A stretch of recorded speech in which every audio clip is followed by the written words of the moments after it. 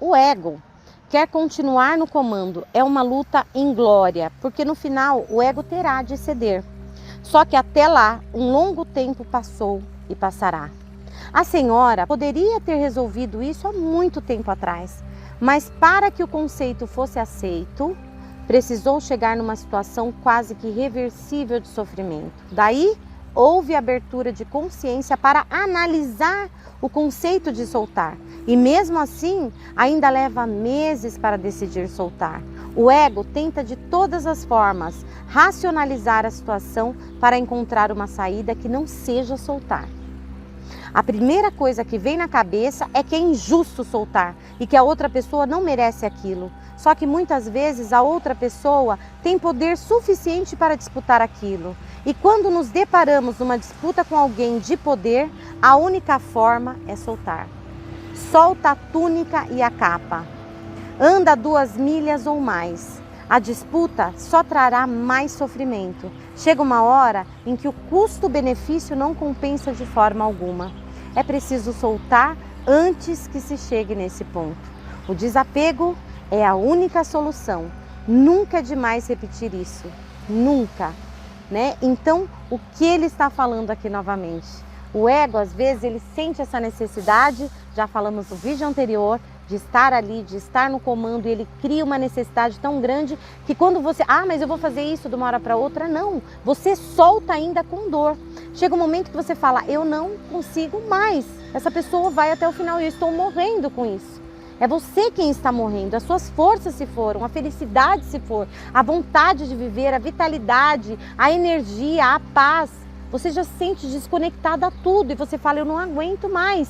Então eu vou ter que soltar. E mesmo assim, ele ainda fala que leva meses para que você solte. Às vezes você sai do relacionamento, mas você ainda não assinou lá. E se assinou, mesmo assim, você ainda se sente presa a isso. Você ainda vai ter meses de sofrimento. Até você entender que você ainda está respirando, que o seu coração ainda está batendo, que você ainda tem muita vida pela frente. E você começa a perceber, a partir daí, quando você se distancia, né? E você se percebe vivo, viva, sem esse vício que te escravizava, seja uma pessoa, seja um bem, seja um estado de espírito, seja o que for, um título, né? Mas você percebe que você ainda está vivo. E aí você começa a analisar, refletir, e até você conseguir pensar nisso, demora um tempo, é isso que ele fala aqui. Mas vai chegar um momento que você vai falar, caramba, eu podia ter soltado antes. Isso me fez tão bem. Vai chegar esse dia para você. Tenha certeza absoluta. E se você está passando por aqui, se você está buscando esse tema, é porque você realmente procura algo maior. E eu espero que esse vídeo consiga te ajudar. Vamos lá, vamos continuar. Só que muitas vezes a outra pessoa tem poder suficiente para disputar. Toda armadilha só funciona porque existe um ego que quer alguma coisa e este não pensa sobre as condições em que aquilo está sendo oferecido. A razão para de funcionar e fica cega pela possibilidade de ter mais. Uma pessoa completamente desapegada, como ela pode ser influenciada a fazer algo? Impossível! Não há nada que ela queira. A motivação é totalmente interna. Já desapegou de tudo externamente. Embora ainda use coisas para vestir, coma alimentos, durma debaixo de algum teto, isso não significa nada para a pessoa. Essa pessoa é infeliz? Não! Pelo contrário, ela é completamente dona de si mesma. Nada pode influenciá-la. Somente os seus objetivos internos têm importância para ela. É lógico que para chegar nesse ponto é preciso muito tempo de vida. A sabedoria não é uma coisa que vem logo. Sabedoria é o conhecimento vivenciado e vivenciar demora. A pessoa terá de passar por todas as situações para chegar nas conclusões evidentes. Soltar é uma dessas conclusões e a mais difícil delas. O dilema é que só quando se solta é que se tem. Olha que interessante. Somente quando o vendedor solta o cliente é que ele vende. Somente quando se solta a ansiedade é que se tem resultados. Somente quando se solta o medo é que se é livre. Somente quando se solta o ego é que o ego é livre. O ego é escravo de si mesmo. Quero porque quero. Esse é o lema do ego, a lei do ego. Quero porque quero.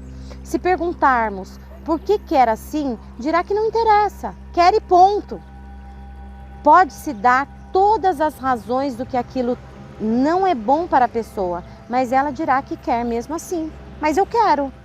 Toda vez que se prende, se perde, e toda vez que se solta, se ganha. Só que é muito difícil o ego entender e aceitar isso. Vamos lá, uma pausa aqui. Então quer dizer, ele fala que você só tem quando você solta, tá? Quando isso não é mais importante. Então se eu for uma pessoa, quando ele fala de desapego aqui, então eu tenho que ser uma pessoa que vou morar embaixo da ponte, porque eu não quero mais um teto, eu vou ter que andar a pé, porque eu nunca mais vou ter um carro, eu nunca mais vou ter ninguém, porque eu vou ser divorciado, vou soltar esse relacionamento tóxico. Não, muito pelo contrário. Tá? A pessoa, ela vai morar em uma casa maravilhosa, ela vai ter uma vida maravilhosa, uma conta bancária recheada, ela vai ter felicidade, ela vai ter prazer, tudo aquilo ela vai ter. Mas isso não é, a essência dela não está naquilo. Não há uma necessidade incrível, ela percebe que ela já é feliz. Ela não precisa ter uma determinada casa, ela não precisa ter uma determinada marca de carro, ela não precisa estar casado com uma determinada pessoa. Ela percebe que ela já é feliz por si só e que a necessidade dela é outras necessidades. Isso é secundário. É legal? Nossa, seria maravilhoso morar numa casa onde eu tenho tudo. Mas tudo bem. A minha casa é a que eu tenho hoje e eu amo estar aqui, porque daqui eu consigo fazer todos os meus projetos. E o projeto, daqui a pouco você vai saber, é um projeto que está conectado com o todo, com a sua partícula maior dessa conexão de Deus, do Criador do Universo. Isso está diretamente, não dá para você soltar e você não estar trabalhando dessa forma, pensando dessa forma, sentindo 100% dessa forma. Entendeu? E daqui a pouco você vai entender isso, mas vamos lá. Ele traz um exemplo aqui. O Senhor dos Anéis é um filme que mostra isso. Quanto sofrimento tem de passar uma pessoa para poder destruir o anel? E todos os obstáculos que aparecem para impedir a destruição do anel. Quem usa o anel é dominado pelo ego. As crenças estão no mesmo nível do anel, tão poderosas quanto. As crenças escravizam o ego. O que o ego acredita se torna a realidade da pessoa. Basta acreditar para ser real. O que se pensa que é real só para aquela pessoa. Para a mente dela é real. Vivemos num universo mental. Portanto, a realidade é a realidade que existe na mente da pessoa, até que a realidade objetiva se imponha. Uma pessoa que acha que é um monte de terra, é um monte de ouro, lutará de todas as formas para possuir aquele monte de terra. Mentalmente não enxerga que é terra, acha que é ouro. E toda tentativa de mostrar o contrário não funcionará, até que haja uma conscientização, uma quebra de dissonância cognitiva, uma catarse, um evento traumático, uma perda, um sofrimento. Neste momento, a pessoa enxerga que é terra e solta. Então, o que ele nos traz de exemplo aqui? O Senhor dos Anéis, vocês assistiram? Se vocês não assistiram, assistam. E ele fala para você prestar atenção desde o começo, são vários filmes, é uma trilogia ali.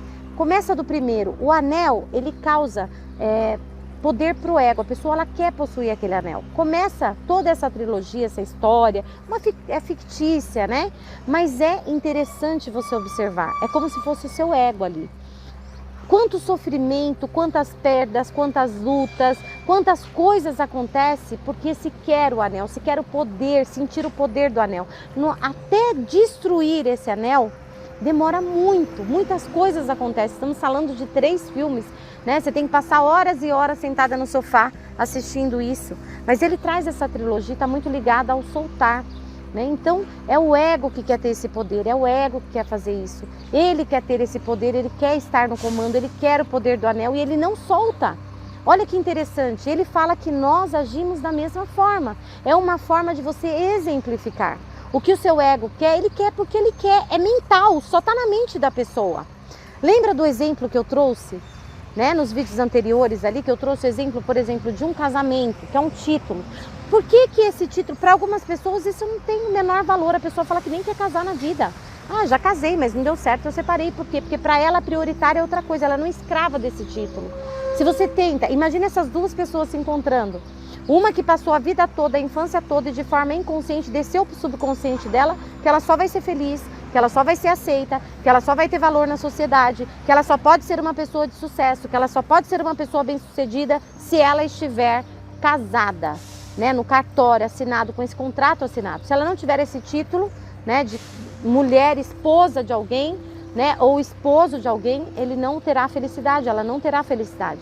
Ela acredita nisso. Aonde que está isso? Aonde que isso está validado no nosso mundo atual? Não está no mundo físico, está no mental. E o nosso mundo que nós vivemos aqui hoje é um mundo mental.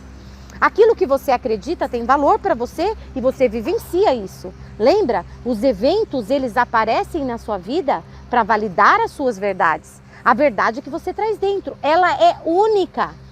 Imagine uma pessoa que cresceu sem ter esses pensamentos, sem essa necessidade. Se encontram as duas para debater, elas vão chegar onde? Em lugar nenhum. É igual quando as pessoas se encontram para debater o quê? O que a gente fala que a gente não debate? Religião, porque senão você perde o amigo, né? Futebol. Por quê? Porque são coisas que a pessoa acredita. Mas por que você torce para esse time? Porque eu torço, acabou. Assim é o ego em relação a essas coisas, quando ele é escravo de algo. Ele quer porque ele quer. E você chega para a pessoa e fala, mas isso não vai te fazer bem. Olha, você vai perder isso, você vai brigar por isso, você vai entrar. Olha como você está sofrendo. Não, mas eu quero estar casada. Eu quero ser a mulher de fulano. Eu quero ser o marido de ciclano. Mas olha o que essa pessoa está fazendo com você, você está se destruindo. Não interessa, eu quero. Mas por que você quer se isso não te faz bem? Eu quero porque eu quero. Isso é o ego. O ego, ele não trabalha, né, com a razão, com a consciência, ele trabalha com o simples prazer de ter. Não há explicação. Se você tentar explicar isso para a pessoa, não vai chegar em lugar nenhum. Você vai se estressar, né? Até porque nesse mundo que nós estamos vivendo, que é um mundo mental, o que é um mundo mental mesmo? Primeiro nasce na mente e depois se materializa para o mundo físico. Vou fazer uma pausa aqui bem grande para você. Ah, mas eu não acredito nisso, não? Eu convido você agora a olhar à sua volta. Agora, onde você está? Olha a sua volta. Tem objetos aí, coisas, de repente você está num carro. O carro que você está, antes dele existir no mundo físico, ele não foi criado na mente de alguém? Alguém não idealizou um projeto de ter um carro? E que esse carro fosse popular e que chegasse para as pessoas, para que as pessoas pudessem se locomover? Antigamente as pessoas andavam como? A pé, depois a cavalo e depois vários processos aí. Mas até chegar no carro que você está hoje, se você está num carro, ele nasceu na mente de alguém. A partir do momento que nasceu na mente a ideia, surgiu a ideia, aí vai para o papel, aí se põe num projeto, aí procura pessoas, como que eu posso fazer isso? Aí vai para o engenheiro, aí vai montar uma equipe, aí tem que ter a verba, aí tem que ter indústria, aí vai... Acabou. Nasceu antes na mente de alguém. Entendeu? Por isso que o nosso mundo é mental. Você pode não gostar disso. Ou você pode falar agora, uau, eu nunca tinha pensado sobre isso, eu nunca tinha ouvido falar nisso. A caneta que você escreve, antes dela existir, ela nasceu na mente de alguém. Criou-se na mente e depois vem para o mundo físico. O seu universo, o nosso universo, ele é mental. Se você acredita que isso é a sua verdade, você vai, acredita dentro de você, mentalmente, com todo o seu sentimento, com toda a sua força, você vai materializar isso no seu mundo físico. Se você acredita que você é um malogrado, você vai materializar eventos de um malogrado para validar a sua verdade. Se você acredita e você passou a sua vida, você nem sabe por quê, porque você não questiona aqui. São verdades, paradigmas, eles não questionam, eles só fazem. Eles só têm valor e peso para você. Não é questionável. É e é. Por quê? Porque tá ligado a ego. Se você acredita que as coisas são assim, elas vão aparecer no seu mundo físico. Essa é a sua verdade, é assim que você vai viver. Você vai viver repetindo eventos e eventos e eventos para validar a verdade. A pessoa que passa a vida toda acreditando que ela tem que guardar dinheiro, porque na velhice ela pode ter uma doença e ela pode precisar em um estado de necessidade, ela vai passar a vida toda trabalhando e guardando dinheiro na poupança. E guardando dinheiro na poupança. Quando chegar, ainda critica, ó, fulano viajando, que absurdo. Quando chegar lá na frente, se ela precisar, tiver uma doença, como que ela vai ter uma reserva? Não. No momento de necessidade, ela não vai ter uma reserva. Eu guardo, porque eu sei que na minha velhice, eu aprendi sabiamente isso, que eu tenho que guardar para o momento de necessidade. Não estou falando aqui que ninguém deve ter uma reserva, deve-se ter uma reserva, mas não trabalhar para isso, ok? Mas vamos lá, o que vai acontecer com essa pessoa quando ela envelhecer, quando ela aposentar, quando ela chegar lá na frente?